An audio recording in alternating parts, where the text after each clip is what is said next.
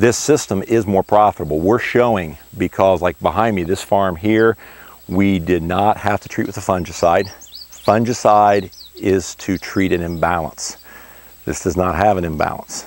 We have a biological balance. We have the good and the bad, and they're balancing each other out.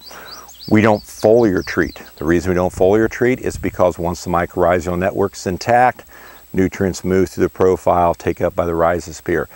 That's an expense we don't have. We, on this system here, we don't put the nitrate level on that other farms need to or think they need to. We have one spraying of glyphosate. Do we live with a few weeds in the farm? I would counter that a volunteer tillage radish, a clover here or there, I'm not so sure they're a weed. I'm not so sure they're not a positive component of biodiversity. By no means this is not a weedy field, but there's a little life out there, and life is not necessarily bad. Bombarding it with every chemical under the sun is not the solution. It's not the solution for our future in agriculture or our future as a society. Because if you look at the numbers, the spraying, we got glyphosate spraying, we don't have all the other costs, we don't have all the tillage expense. We've come in here and we've no-tilled into this. We'll next harvest it. We are not putting near the level of phosphorus. We're actually not needing to put phosphorus on any longer. We have to put some potash on. We have to do a little liming.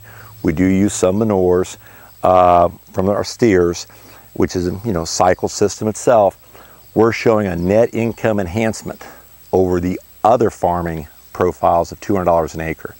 And I can honestly look farmers in the eye and say, if you have 500 acres, and if you tell me that your current system you believe is going to carry an average net of 60,000, that's your average net, I am confident that you take this system, including the cost of cover crop, including the cost of applying the cover crop, and you won't really lose money the first couple of years, but you'll be somewhat close to even on it.